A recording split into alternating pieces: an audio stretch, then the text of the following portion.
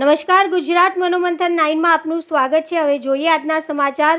The Muslim brothers હુંડ દ્વારા ધોરણ 10 અને 12 માં પાસ થયેલા વિદ્યાર્થીઓનું સન્માન તેમજ કેરિયર ગાઈડન્સ પ્રોગ્રામનું આયોજન કરાયું હતું। બાળકોના ભવિષ્ય માટે જાણો ફારૂક પટેલ શું કહ્યું। રિપોર્ટર નૈતિક રેશમવાલા, સુરત।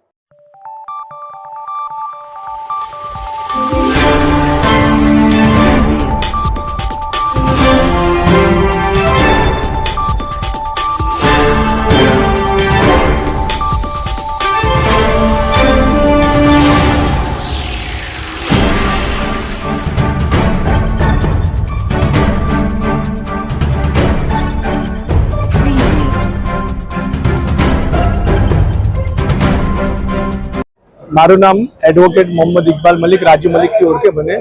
હું છેલ્લા 30 વર્ષથી ન્યૂ મુસ્લિમ બ્રધરહુડનો સેક્રેટરી છું। આજે સમાજના વિદ્યાર્થીઓ જે A1 અને A2 ગ્રેડમાં સારા ફ્લાઇંગ કલર્સ માર્ક્સે પાસ થયા છે તે લોકોને પ્રોત્સાહિત કરવા, તે લોકોને એન્કરેજમેન્ટ કરવા માટે અમે ઇનામ વિતરણ અને સર્ટિફિકેટ, ગિફ્ટ એ લોકોને આપવા માટે એક પ્રોગ્રામ રાખ્યો। કેટલા બાળકોને આપવામાં લગભગ અમારી પાસે 375 જેટલાનું રજીસ્ટ્રેશન થયું છે। એ તમામ બાળકોને અમે લોકોએ ગિફ્ટ, સર્ટિફિકેટ અને ટ્રોફી આપી છે। આ સંસ્થા કેવા પ્રકારની કામગીરી કરે છે? સર, આ સંસ્થા 1959માં એસ્ટેબ્લિશ થઈ હતી અને ત્યારથી અમે કોલેજના છોકરાઓને બુક્સ આપીએ છીએ। નજીવા ફંડમાં અમે લોકો બુક્સ આપીએ છીએ। જે છોકરાઓને બુક્સ આપીએ એ લોકોની કોલેજની એક્ઝામ પૂરી થઈ જાય પછી જમા કરાવવાનું રહે છે અને અમારી આ સંસ્થામાંથી મિનિમમ 1000 જેટલા બાળકો દર વર્ષે બુક્સ લઈ જાય છે, યુટિલાઇઝ કરે છે અને એ લોકોની કારકિર્દી આગળ વધારે છે અને પઢાઈ પૂરી કરે છે। આજે કોણ કોણ ઉપસ્થિત રહ્યું? આજે જનાબ ડોક્ટર કેપી હ્યુમન ફાઉન્ડેશનના સીએમડી, કેપીના સીએમડી ડોક્ટર ફારૂક પટેલ સાહેબ હતા, ડોક્ટર નસીમ કાદરી સાહેબ હતા, મોહમ્મદ પટેલ હતા, પીમેટના સિમગાના પ્રેસિડેન્ટ બખ્તિયારભાઈ નાતલવાલા હતા, રજાકભાઈ વોરા હતા, અમારા સોશિયલ એક્ટિવિસ્ટ ડોક્ટર જાહિદ કાનુગા હતા, ડોક્ટર સોએબ અંસારી હતા। કેટલા વિદ્યાર્થીઓને પ્રોત્સાહન કરવામાં આવ્યો અને આ કાર્યક્રમ પાછળનો ઉદ્દેશ શું રહ્યો? અમે 375 જેટલા બાળકોને પ્રોત્સાહિત કરવામાં આવ્યા છે અને આ બાળકોને પ્રોત્સાહિત કરવાનું કારણ એક જ છે કે જો તમારા આટલા સારા માર્ક્સ આવ્યા છે તો તમે ભવિષ્યમાં સારા માર્ક્સ લાવી શકશો। તમે નીટ, JEE કે તમે IAS, IPS જેવી જે કંઈ કારકિર્દી તમારે ઘડતર કરવી હોય, this is the best point.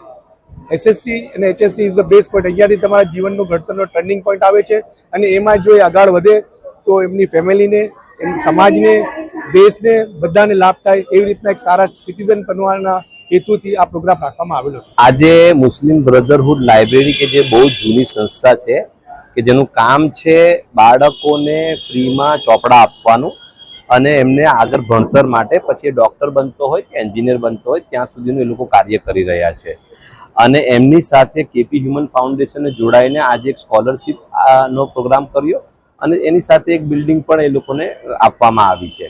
પરંતુ જે પ્રોગ્રામ છે એ પ્રોગ્રામ છે બાળકો જે શહેરના એવા બાળકો જે A1, A2 ક્લાસની અંદર આવ્યા છે એને મોટિવેટ કરવા માટે અહીંયા હું, નસીમભાઈ કાદરી, મોહમ્મદભાઈ આ બધા જ લોકો ભેગા એટલે થયા કે આવા પ્રોગ્રામો કરીને વધારેમાં વધારે બાળકો મોટિવેટ થાય અને એજ્યુકેટ થાય અને આપણા મોટા એન્જિનિયરો, મોટા ડૉક્ટરો, મોટા IPS ઓફિસરો, IAS ઓફિસરો એવા બને એના માટે અમારા લોકોની તરફથી અમે લોકો એક કોશિશ કરી રહ્યા છે સમાજ તરફથી કે આ બાળકો જો સમાજને સારા બાળકો મળશે તો આવતો સમાજ સારો થશે।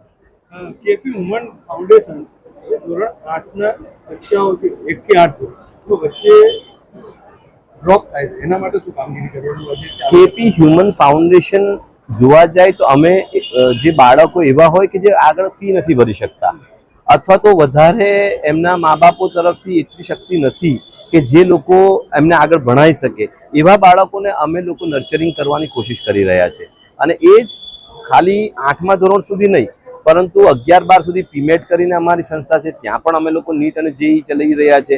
એવી રીતે એંગ્લો ઉર્દુ જે અમારી ખરી કે સુરત મુસ્લિમ એજ્યુકેશન સોસાયટી ત્યાં પણ અમે લોકો 11-12માં નીટ અને JEE ચલાવી રહ્યા છે અને ત્યાર પછી પણ અમે PP સવાણી, મહેશભાઈ સવાણીની સાથે પણ અમે એક કોલેબોરેશન કરીને અમારા કોર્સો ચાલુ કરી રહ્યા છે।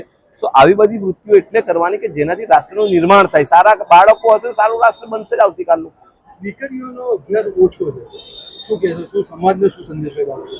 જી, દીકરીઓનો અભ્યાસ ઓછો છે એ કદાચ તમારું તારણ ખોટું છે. દીકરીઓનો અભ્યાસ એવું બની શકે કે મુસ્લિમ સમાજમાં થોડોક એક ઉપલા લેવલની ઉપર ઓછો થઈ જાય છે, પણ અમે બધા જ કોશિશ કરી રહ્યા છે અને સમાજ કરશે જ.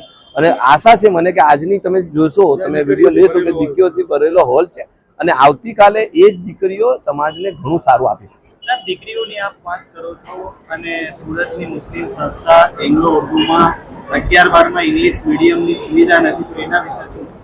અમે લોકો, તમને કદાચ જાણકારી ઓછી છે કે 11-12ની ઇંગ્લિશ મીડિયમની સુવિધા એંગ્લોની અંદર આવી ગઈ છે આ વર્ષથી, અને એના માટે દીકરીઓ અને દીકરાઓ બધા જ ભણશે અને ભણે જ રહેશે.